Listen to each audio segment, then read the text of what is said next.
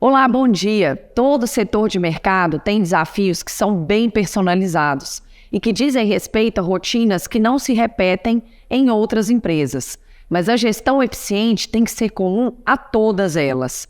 No programa Gestão com Identidade de hoje, vamos falar sobre um negócio que atua exclusivamente no B2B, ou seja, atende somente empresas.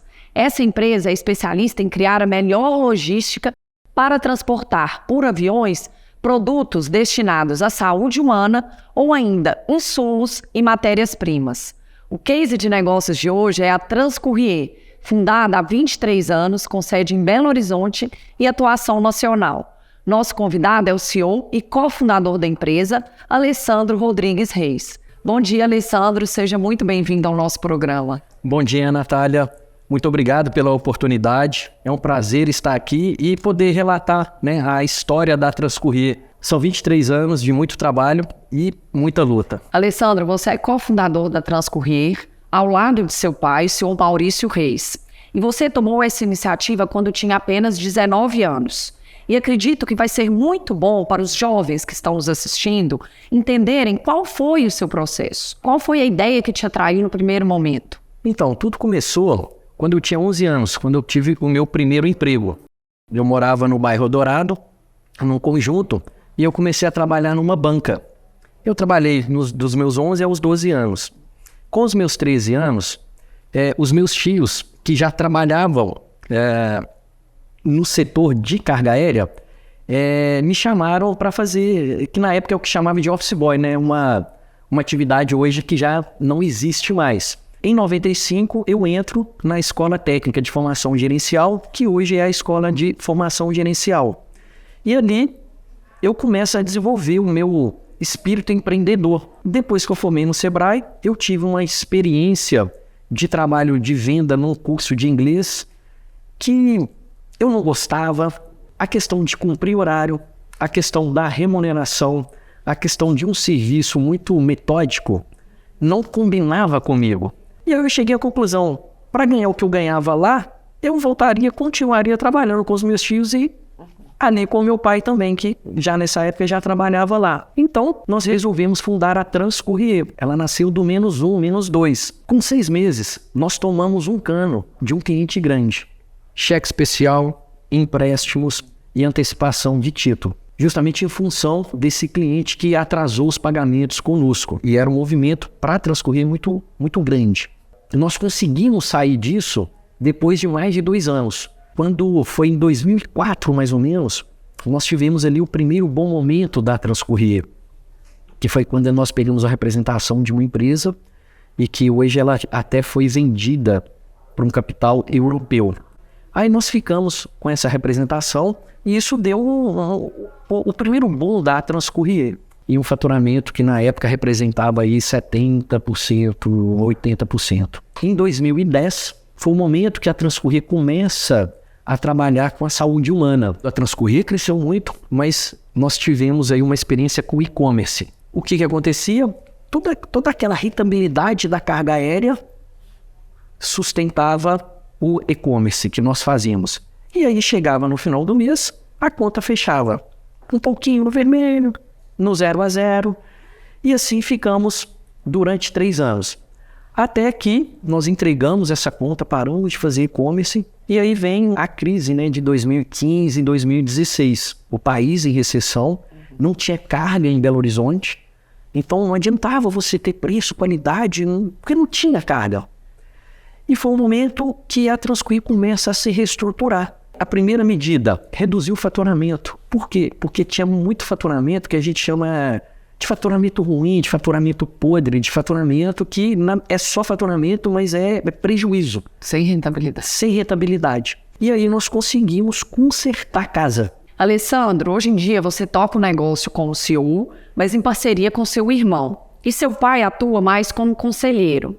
É uma responsabilidade que você assumiu com tranquilidade? Sim, eu sempre tive muito amor, muita paixão pelo lado comercial e pelo lado operacional. Meu pai hoje é o conselheiro, o meu irmão Anderson, ele cuida da parte de TI e eu da parte operacional e também comercial.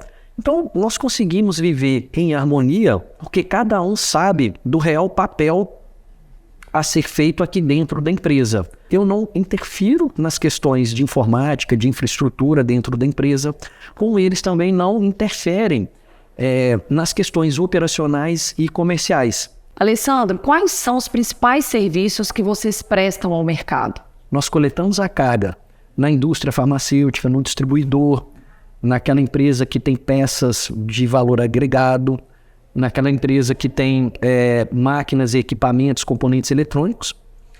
Vamos até o aeroporto, as companhias aéreas fazem a transferência e na outra ponta existe um representante da Transcourier que faz a retirada no aeroporto e entrega até o destinatário.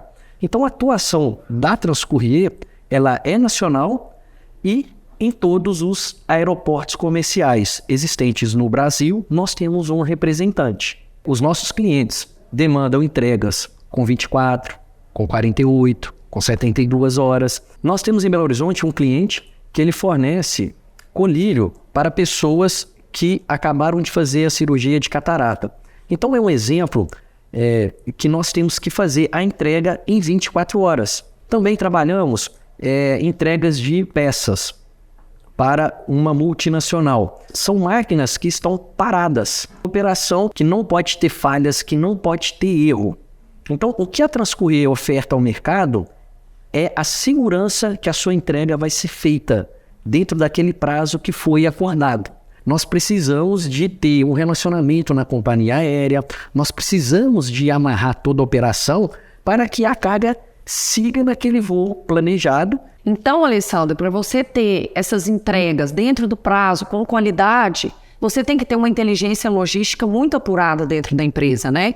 Com certeza, Natália. Um dos grandes diferenciais da Transcourier é fazer a análise das malhas das companhias aéreas no final do mês para estar programando as nossas operações do mês subsequente. Alta temporada. Algumas cidades aumentam a quantidade de voo. Então, e nós aproveitamos isso. E acontece também na baixa mudança de horário, alguns cancelamentos de rotas. Porque, por exemplo, hoje nós temos um voo direto para João Pessoa. Aí eu chego por cliente e te entrego em 24 horas. Mas acontece que hoje está na alta temporada. Aí quando está na baixa, esse voo não tem mais, eu viro e falo para ele, ó, agora é 48, agora é 72 horas. Eles não conseguem entender. Então, isso são casos comuns, porque a malha disponível não é só para Transcourier, é para o mercado, é para o passageiro. Então, esse é um dos grandes diferenciais da Transcourier. Alessandro, seu foco de atuação são as empresas privadas, mas você também atende governos e empresas estatais. Considerando o lado prático da operação logística, as exigências são parecidas? Quando partimos para um ente público, as exigências elas são diferentes, elas são menores. Muitas das vezes, as pessoas que fazem um processo licitatório, elas não conhecem a fundo a realidade de quem está demandando o serviço no governo, ela não conhece a realidade das empresas de transporte. Então, fazem-se licitações com algumas exigências descabíveis e outras até com um nível de exigência muito baixo. Então, por exemplo, você tem licitações na qual um trecho muito simples, como Belo Horizonte-Brasília, eles colocam um prazo de entrega muito elástico. E quando você vai para o norte, eles colocam um prazo de entrega mais reduzido. Depois que nós ganhamos as licitações, nós conseguimos ajustar isso e chamar a pessoa e mostrar, ó, a malha aérea é essa daqui. Então, esse prazo ele necessita de ser ajustado. Alessandro, nossos consultores Newton Júnior e Rafael Godoy começaram a trabalhar com você há pouco mais de um ano. A sua primeira demanda foi a área comercial. E eu sei que várias ferramentas de produtividade e controle já foram implementadas aqui na empresa. Nesse período, que resultados chamaram mais a sua atenção? A implementação de uma rotina dentro do setor e o início do controle até então que não existia. Então hoje a parte comercial ela já tem uma rotina a ser seguida no seu dia a dia. Ela possibilita ter resultados que até então nós não tínhamos. Como por exemplo, as pessoas têm um painel de faturamento, eles sabem o que eles estão acima da meta ou abaixo da meta. Eles sabem os clientes que tem que fazer uma ligação, que entrar em contato. Então, quando você implementa uma metodologia, ela também tem dores, ela tem uma dificuldade de ser aceita, uma dificuldade da implementação. Então, agora, esse ano, nós renovamos o contrato com a Aquila, justamente para quê? Para partir para a parte prática de todo esse processo que foi construído no ano passado. Com todas essas mudanças internas, nós conseguimos atender uma das propostas de valor da Transcourier, que é ter respostas rápidas.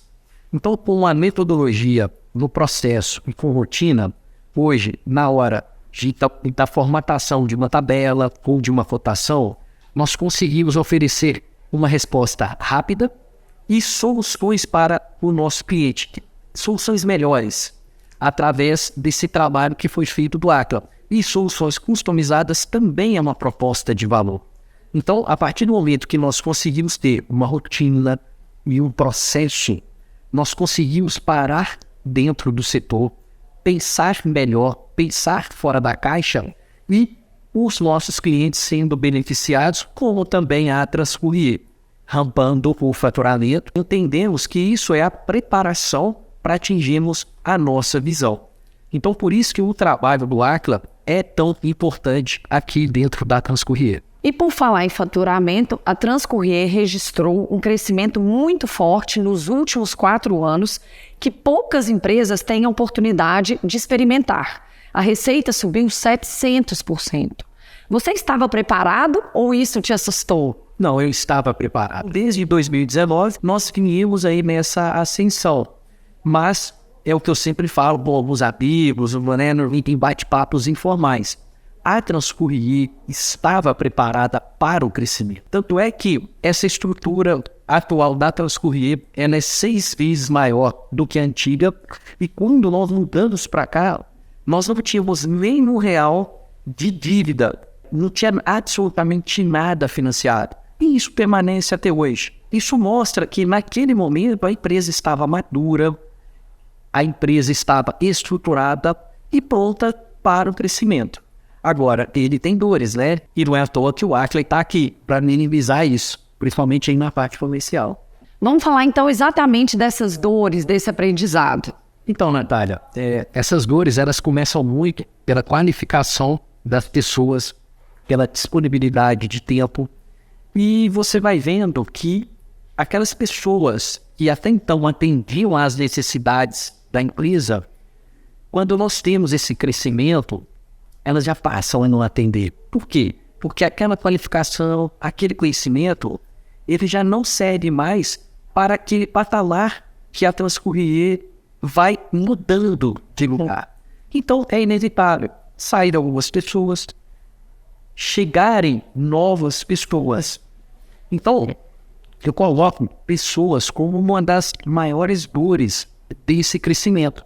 A minha função que é motivá-los, é dar um excelente ambiente de trabalho, é cobrar resultado e não cobrar horário. A principal ferramenta que nós usamos aqui é o BI. Então, você não encontra sempre pessoas de uma área operacional, de uma área comercial, que tem esse tipo de conhecimento. E agora, não vai ser diferente. Nós temos uma visão muito audaciosa a se chegar daqui a 3 anos, e a gente vai passar por esse processo, mas, por outro lado, eu acho que vai ser um pouco mais ameno, porque a gente já aprendeu. Então, nós seremos mais criteriosos na hora da contratação. A contratação pela emoção, a gente teve aqui algumas experiências, ela não funciona, você tem que ter critérios. Então, até na promoção da pessoa, em 2020, uma outra dor, nós caímos aí, a malha aérea, ela ficou 5%. Tínhamos os testes de política para entregar, tínhamos as vacinas, que as pessoas não deixaram de adoecer. Então, isso foi uma dor encontrada. E com a nossa expertise, nós tivemos que, como se diz, se virar nos 30. Porque o teste tinha que chegar com o avião ou sem avião. Então, aí você vai perguntar, o que você fez? Nós colocamos Por exemplo, tínhamos teste para entrar em Teresina. O aeroporto lá ficou fechado. Meses. O que nós tínhamos que fazer? Mandava até São Luís, e São Luís ia rodoviário até Teresina. Conseguimos atender o cliente no prazo. Aqui na região sul e sudeste, ainda tinha esse voo, então a gente conseguiu cumprir aí o prazo. Então são alguns exemplos aí, né, do que nós passamos aí nesses últimos anos. Vamos aproveitar que você acabou de citar e falar um pouco sobre o plano de crescimento da Transcourier para os próximos 3 anos, porque eu acho que vai ser uma provocação interessante para os gestores que não estabelecem uma visão de futuro arrojada. O que você está planejando? Natália, nossa visão é ser, em até 2025, consolidada nacionalmente no segmento de carga aérea. A visão da Transcourier, ela foi construída com o time. Não é uma visão do Alessandro, não é a visão dos gestores, é uma visão da empresa. Então, o primeiro passo, eu chamei os gestores e os líderes. Fizemos ali a construção da visão, validada pela equipe comercial. Então, essa visão, ela tem que ser compartilhada, ela tem que ser verbalizada no nosso dia a dia, porque são elas que vão conduzir a Transcourier a chegar nesse patamar em 2025. Então, ele passa também pela construção de filiais da Transcourier, estar presente em outros estados com filiais. Aí, cada cidade que nós mapeamos tem aí um modelo de negócio. Ela passa pelo crescimento da empresa, novas pessoas no comercial, novas pessoas no operacional. Passa no amadurecimento do nosso dia a dia quanto equipe. Passa pela qualificação das pessoas, passa pelo meu desenvolvimento pessoal, porque eu não posso ser o mesmo Alessandro daqui a 3 anos. Eu tenho que ser melhor, eu tenho que me capacitar, eu tenho que me desenvolver, porque o desafio, ele é diferente e ele é maior. E é esse espírito que eu tento também passar aqui no nosso dia a dia. O que te trouxe até aqui hoje não te garante aqui amanhã. Por quê? Porque amanhã você tem que ser melhor. Porque a Transcourier está nesse ritmo. Está um ritmo acelerado, é um ritmo de crescimento, é igual você falou. Então, nós temos um crescimento que é como se fosse uma startup. Obviamente, estamos longe de ser, mas é um crescimento de startup, é um crescimento rampado. Então, as pessoas têm que acompanhar. Elas têm que estar nesse ritmo. Alessandro, esse crescimento certamente vai impactar na operação da empresa. Você pretende rever os processos dessa área? Precisamos evoluir no setor operacional. Precisamos ter um controle maior. Precisamos ter pessoas mais capacitadas e precisamos ter um nível de entendimento da ferramenta, falo em BI, melhor dentro do setor. Então, é um trabalho que já iniciou-se no começo do ano e precisamos aí de evoluir. Nós precisamos estar capacitados e qualificados para esse crescimento. Alessandro, eu vou dar uma paradinha na nossa conversa e chamar o consultor Newton Júnior para dar algumas dicas bem práticas para as empresas que precisam aumentar as vendas, mas que não estão conseguindo. Oi, Newton, tudo bem? Que bom ter a sua experiência aqui no programa para ajudar mais empreendedores. Seja bem-vindo. Olá, Natália. Bom dia a todos que estão nos assistindo. Eu espero contribuir bastante com esse tema comercial, que é muito importante para todos os negócios. Estou à disposição aí para todas as perguntas. Newton, o primeiro passo para melhorar as vendas é conquistar novos clientes? Tá aí um assunto muito importante, né, Natália? Clientes. Cliente é tido como patrimônio, principal patrimônio das empresas, né? E aí eu tenho 2 pontos a serem colocados. O primeiro é o seguinte: para atingir nossos objetivos, né, a ambição da empresa, é preciso novos clientes? Ou minha base de clientes atual é suficiente para isso? Então, o primeiro ponto que todo empreendedor precisa saber é isso. Para atingir aquele objetivo, sua meta do ano, seu objetivo trimestral, mensal, o que quer que seja, minha base de clientes atual é capaz, né? É possível, tem clientes para isso ou preciso conquistar novos clientes? Caso seja necessário conquistar novos clientes, aí sim eu tenho que ir à busca disso daí. Até porque é mais caro, né? Buscar novos clientes requer um certo investimento. Já os clientes atuais, que são, né, se eu torná-los fiéis, é muito mais importante e muito mais certo o resultado, né? Então esses são os pontos que cada empreendedor, né, cada gerente de vendas, cada diretor de venda precisa avaliar na hora de definir em conquistar ou não novos clientes. Newton, tem gente que acha que bons vendedores já nascem prontos. Mas o que você mais vê no mercado? Vendedores assim ou que precisam ser capacitados? Pois é, todo profissional é caracterizado por habilidades e competências, né? A habilidade de vendedor, às vezes, é diferenciada de um para outro, né? Há pessoas que nascem com alguma habilidade, um diferencial, uma forma de relacionar, de socializar, que pode ter uma característica mais parecida como vendedor ou não. Mas, independentemente disso, os profissionais precisam ser capacitados, né? E a gente tem contribuído muito com isso, né? Treiná-los, né? Dar conhecimento a ele. Informação hoje é conhecimento. Então, quando a gente trabalha à base de clientes, por exemplo, as regiões onde os clientes atuam, são informações importantes que são passadas aos profissionais, né? Aos vendedores, por exemplo, que eles podem explorar, dar muito mais clareza para eles e objetividade. Assim, com a habilidade que eles já têm, mais esses conhecimentos, essas informações, ele deslancha. Mas além disso tudo, Natália, tem as ferramentas, né? As matrizes, a rotina do vendedor, que é uma coisa que a gente tem trabalhado muito forte nos nossos clientes, né? O que ele precisa fazer a cada dia? Não é porque é o comercial que não precisa ter uma rotina. Mas é importante que segunda-feira ele analise sua carteira de clientes, na terça ele visite o cliente, cumpra aquela roteirização que de repente foi determinada para ele, analise os números, veja como que ele está com relação às metas, como que está na semana, no mês, no dia, o que foi feito de bom ontem, o que precisa ser recuperado hoje. Então nós temos diversas ferramentas que contribuem para o sucesso do vendedor, né?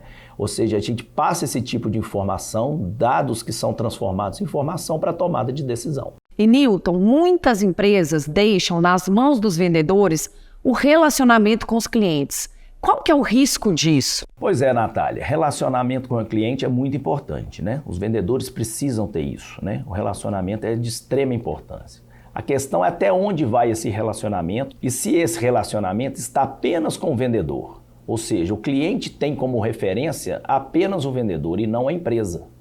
O cliente precisa saber que ele está lidando com uma empresa, uma pessoa jurídica, que o vendedor nada mais é do que um ponto de link entre a empresa e o cliente, né? É de extrema importância o papel do vendedor? Não tenho dúvida. Mas é importante que o cliente saiba que aquela empresa tem suas políticas, suas regras, né? Que ele está respondendo para uma empresa. Se tiver algum problema, que tem uma empresa por trás, com uma estrutura por trás que vai dar ele todo o suporte necessário. E além disso, não corre o risco de que amanhã esse vendedor sai, é contratado, por exemplo, pelo concorrente. E aí ele vai levar o meu cliente? Né? Se o vendedor é que tem todo o relacionamento e todo o contato com o cliente, tem esse grande risco dele levar. De qualquer forma, ele pode tentar, mesmo no concorrente, fazer o contato. Mas se esse cliente sempre teve o suporte pela empresa, por parte da empresa, né, de forma efetiva, um bom atendimento, então ele não vai deixar a empresa apenas porque trocou o vendedor ou porque deixou de ter aquele vendedor. Existe, inclusive, empresas que o quê? Fazem um rodízio de vendedores dentro da carteira, com um determinado tempo. Justamente para quê? Para que não crie esse relacionamento, essa empatia muito forte entre cliente e vendedor, e que o cliente tenha como parâmetro sempre a empresa em primeiro lugar, né? E depois o vendedor.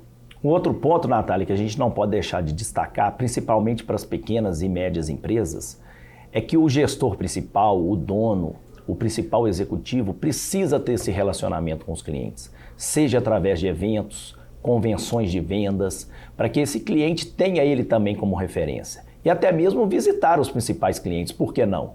Né? Criar uma agenda, seja pelo menos uma vez por mês, eu visito 2, 3 clientes, por que não? Né? Isso traz ainda mais credibilidade para a empresa. Newton, tem empresa que quando decide aumentar as vendas, já coloca a expansão da área geográfica de atuação como prioridade. É assim que tem que ser? Ou primeiramente é preciso explorar melhor a nossa vizinhança? Então, Natália, essa é uma ótima pergunta. Até porque hoje em dia, com a internet, com as redes sociais, a questão geográfica deixou de ser um impeditivo, digamos assim. Então, hoje, as empresas deixaram de ter uma fronteira, né, para explorar os seus mercados. Mas, de qualquer forma, é importante 2 pontos aí nesse sentido. Primeiro, o custo logístico para fazer as vendas em outras regiões, em outros locais e até mesmo em outro país. Mas, apesar dessas vantagens, um ponto importante é o que a gente chama de dominância regional.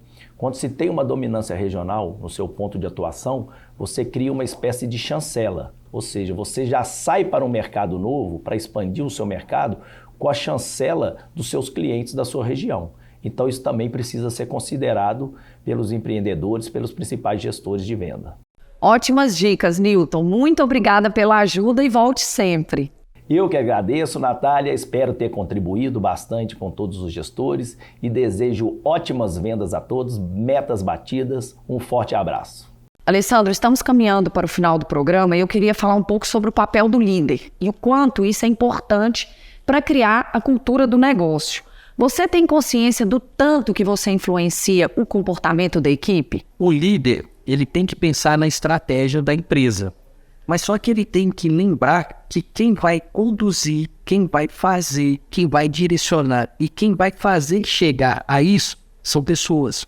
Nós temos que olhar para as pessoas. E quando eu falo olhar, é ter um ótimo ambiente de trabalho. Não é o bom é obrigação. O ótimo é você fazer além.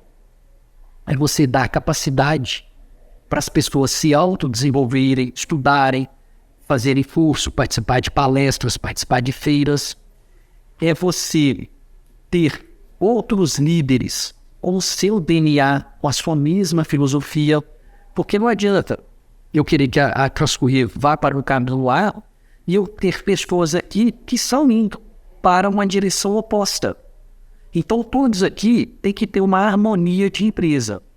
E volto a afirmar, para a Transcorrer chegar, alcançar a visão, para ela desenvolver as estratégias dela, ela depende de pessoas. Alessandro, então dá um conselho para aquele líder que não consegue ter um equilíbrio entre a estratégia e as pessoas. A primeira coisa, Natália, esse líder ele tem que se conhecer. Então o processo de transformação tem que ser iniciado dentro dele, por ele. Não tem como ele querer transparecer algo que ele não é, fica incoerente. Não tem como eu falar para a empresa ir para um caminho e eu estar em outro, as pessoas estarem em outro caminho. Então, primeiro, tem que partir a transformação dele. Aí sim, ele vai poder começar a ver como que ele vai replicar isso para o time. Primeiro, essa equipe está preparada para isso? Ele tem pessoas que estão na empresa somente pelo salário ou porque gostam, primeiro, do que fazem e segundo, porque gostam de estar naquela empresa. Porque o salário é apenas uma consequência. Então ele tem que ter essa leitura da equipe, do time, porque também não adianta ele se autodesenvolver, ele está preparado, ele está no momento, e aí ele tem um time que não está no outro caminho. É trabalhoso? É, mas vale muito a pena. Quando eu olho para trás e vejo as pessoas crescendo dentro da Transcorrer, a empresa transformando vidas, não só a minha, mas das pessoas que estão aqui, aí eu digo para mim mesmo e falo, vale a pena. E eu e a equipe vamos trabalhar muito para realizarmos essa visão e voltarmos aqui para te falar que o resultado foi alcançado em 2025. Obrigada, viu? Vou esperar, hein? Bom, nosso programa fica por aqui. Para rever ou compartilhar o Gestão com Identidade, é só acessar o YouTube do Aquila. Querendo falar com os nossos consultores, estamos acessíveis pelas redes sociais ou pelo nosso site. Semana que vem estaremos de volta com mais técnicas e cases para te ajudar a ser um gestor excelente. Obrigada pela audiência e até lá!